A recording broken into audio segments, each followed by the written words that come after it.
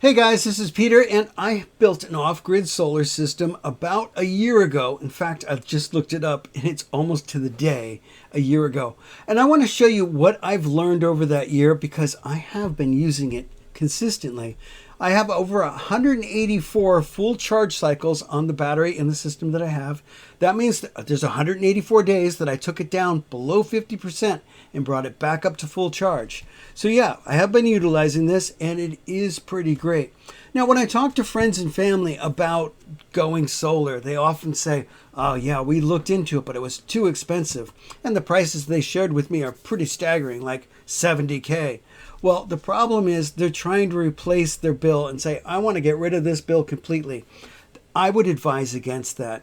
You know, your tier 1 pricing is relatively inexpensive. Your tier 2, it gets more expensive. And your tier 3, well, that's the part you have a problem with. So if you can build a smaller system and remove a load from your grid that doesn't really matter, well, then I think that's worth doing. So I'm going to show you the system that I built a year ago, the parts that I had to change, what I've upgraded, and most importantly, what I would do completely differently. That's right, I plan on upgrading this whole system, and I'm going to show you what I'd buy now and why it's still inexpensive. My family is all on board. They think this is absolutely great because it is nice to be able to utilize something. And then I thought, what else could we use? And I've talked to some friends. Hey, if you have a pool and you run the filter and you run the heater and you really feel, oh, this isn't quite worth it. What if you ran it off grid? What if you never saw a bill? AC was a no-no in our house. We ran it for 1 month and we never ran it again because our bill shot up. Well, guess what? Now we run it all the time because it's been disconnected from the grid for an entire year. Our mini split that we have is both a heater and an air conditioner. Now, during the winter months, the sun isn't always plentiful, so we were able to utilize it, and we would use it up all that we could, but we still relied on our main heater for most of it. We would wake up and get the chill out of the air using the solar, but then the rest of it we would use our normal heating method. Air conditioning, however, the time that we want to use it, from 11 a.m. until 6 p.m., guess what? The sun is plentiful and it's right on our roof. And it makes that same system that I've made last so much longer, 6 to 7 hours. I just had it at 66 degrees, 3 different registers set to 66 degrees. And then I looked at the power meter to see what we were looking at. And it was 640 volts. Or 640 watts, which is hardly anything. That system should be pulling almost 2,400 watts. And the rest of it's just coming from our panels. So there's some efficiencies there. It also gives you the ability, unlike a grid-tied system, going off-grid, gives you the ability to weather the storm, if you will, when the power goes out. I still have power, and I've actually run a line into the house that I can, right next to my media center. I could provide TV, a heater, lighting. If the power was out for an appreciable amount of time, I could run the refrigerator.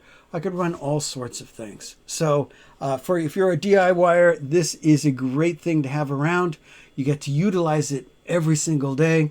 And hey, during the summertime, you can get things for free, like AC all day long. 6 to 7 hours is the most I've ever run it. Although when we did run it the most, I was down to 24% when I turned it off. And by the time it actually the sun completely went down, I was already back up to 30%. So yeah, it is true. I do live in California. I do have a flat roof, and I am able to take advantage of a lot of different sun. But I also live in a house that was made in 1959, has single pane glass, floor to ceiling. And if you remember my pergola video, you saw the entire back of my house is glass. And the atrium in the center is all single pane, 1959 glass. So yeah, not really a conservation example. So yeah, the fact that we can cool off this house is quite the feat. Let me show you what I built, and then I'm going to show you what I've upgraded. I'm going to show you how much it would cost to build the same thing. And I'm going to talk about what I'm going to build next. Because I'm thinking more power and more ability to expand it. I want to keep it safe and I want to pull more power, do more things. You know, I think it would be awesome for this, be a hot tub, because that way there's just zero guilt. You could run the hot tub, and when it runs out, it runs out. But you get the heater going, a big load like that, it's just, hey, that's not responsible to have one of those tied to your house. But guess what? If it's off grid, it's off grid. Let me show you what I built. So instead of going through the video that I wanted to go through, because I want to be in interest of time, I already have a video where I went through all of this. Let me show you the changes. On top of that battery, you're going to see that there is a circuit breaker. I was running ones like this, and I went to a much more hefty one. I was only monitoring the positive lead, and actually you want to monitor both because the negative lead wasn't up to snuff, and it actually burnt out. I don't know if you can see that. The metal got quite corroded. I was able to spot the problem using a thermal camera. This will fit on your phone. I did a video on this. I'll put a link to it.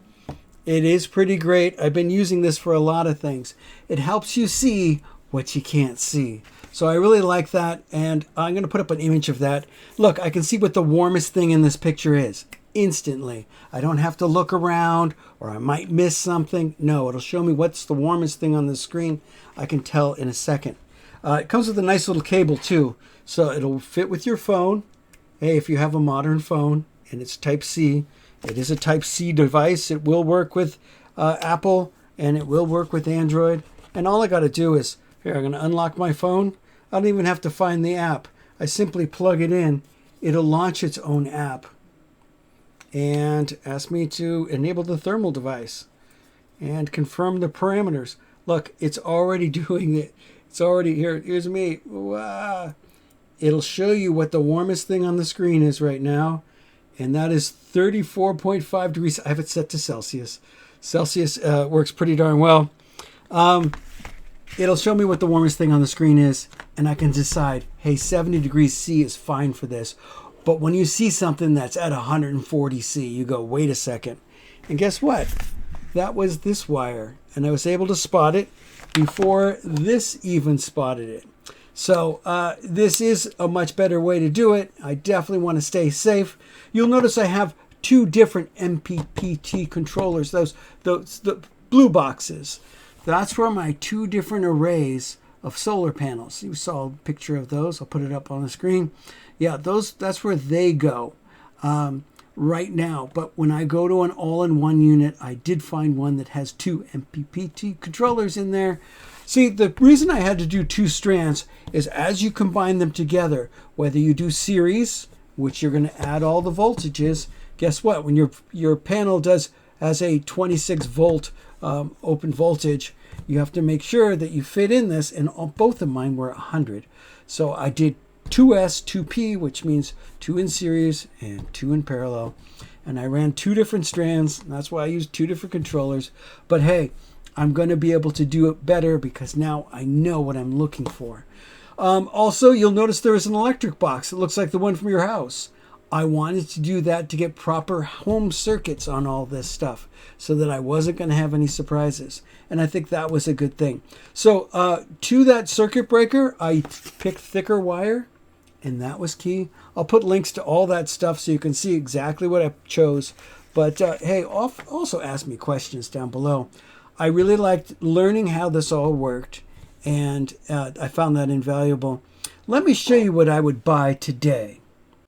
Okay, so let me show you what I bought. And, what I bought was, I've had this for a number of years. I've used it quite a tremendous amount, actually. So that's a testament to its quality. SunGold Power does make some really great stuff. So this is their 4,000 watt. I know mine's a different color, but this is the one that would be equivalent to it now. And this does do 110, 220, or 120, 240. And so it has that dual phase, or the split phase, which enables you to supply power to things that are of higher voltage. So voltage, the reason you want to increase your voltage for batteries and for everything, the reason devices run off of the higher voltage is because they're able to run twice the power at the same current. So the current has to do with the wires that you have to run, the thickness, and the whole safety of the thing. Current can be quite dangerous. So that gets into what I'd want to do in the future. So let's jump into this real quick. This is the battery that I have. I love this battery. It's amazing. It's like 4 batteries in one. You'll notice it's 200 amp hours. Most batteries are 100 amp hours. And then the voltage isn't 12 volts. This is 24. So it's like 2 batteries in series and then 2 more in parallel. This is 4 batteries in one, and I love the fact that it has a single BMS, or battery management system. And I got to say, I have nothing but good things to say about this battery. It has been fantastic. And if you look at the sheets that I have, or the screenshots that I have, you can see that it has degraded slightly over time, but totally within what you'd expect. In fact, I love that it's showing that there's a slight degradation, because you'd expect to see some after running it as much as I have. So just hundreds of hours. So here, I'm going to go here and show you what I would get next. I really like this. These are called all-in-one units. So you notice I had so many different components. Yes, they are all built into one. I did have different charge controllers. This one has 2 charge controllers built into it.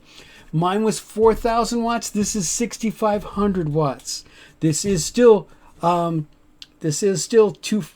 or dual phase or split phase. This is 240 or 220, and we'll support that. But look at the power. So it's greater power, and it's running at a higher voltage. We talked about running at the same amount of power with half the current, because that's what power is. It's voltage times current. So if you can go at twice the voltage, you can get to the same power as at half the current. This is 4 times the voltage, so it's a quarter the amount of the current. It means thinner wires. It means things not getting as hot. I would totally go 48 volts now that I've run things as hard as I have. And if I was going to do a pool or a hot tub, this is totally what I would do. I would go with a stronger unit. It's like, whenever you keep it stronger, it's nice. Now, why would you go with a lesser one? Less wattage. You might have less standby current, which means I always go and turn mine off at night, because the standby is about 60 watts. Now, if you were really monitoring your battery and camping and stuff, that would be too much to lose over time. But a lot of them do have remote switches that you can bring into your RV, mini house, or house. That's why I'd go with less. But I do like this. This is where I'm going next. And I like this type of battery. So this is 100 amp hours, but it is 48 volts. So it is actually the same power as I'm running here. See, this is 200 amp hours at 24. And this is 100 amp hours at 48. So it's just different math. But what I like about this is you can link them together, like in a system like this. This one's really cool. This one's even more wattage. This is 10,000 watts, still running at 48 volts, but it comes together. I wanted to put this one up for some reason. Because this one comes with 2 batteries. So you can get it this way for $36.10 with 2 batteries. So this is twice as much storage as I've had before. And what I really like about these batteries is they do have link cables where you can link them together so the BMS can be aware of both and manage them as one. That's kind of cool. And you can grow these. So look, you can grow them more batteries, because they're going to be no longer in series. They're going to be in parallel. So just expanding your capacity one after the other. And here is a big system using exactly that same controller. 10,000 watt dual phase, a whole thing. And it even comes with everything you would need and 4 times the amount of storage that I was looking for. So just to run quickly through it, what we're looking at price wise, here's what I have today. And I put supplies in there because I know people would say, what about the mounting hardware for your solar panels?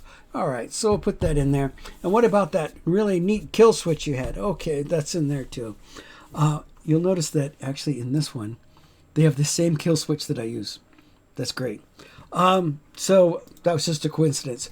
But I put $600 in for supplies to make it more realistic. But they're good for what I have. It basically is $3,700. And better, with the one that I would want to go to, if I had the same battery that I have today, same capacity, which is great, and did the same supplies, yeah, it's about $100 more, but it gives me that flexibility to add another battery, to link them together, to have them managed well. I kind of like that. It's all from the same company. That's stepping up from 24 to 48 volt. I like that a lot better. I would have departed from 12 long ago. I at least had the forethought to jump to 24. Going to 48 seemed like a big jump to me, but here you go. Here's this one that had them combine with the batteries together. This is double the amount of amp hours.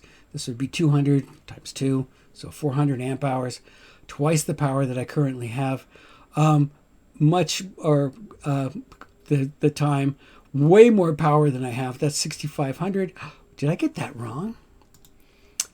Yes, that one, this kit, this is 8K.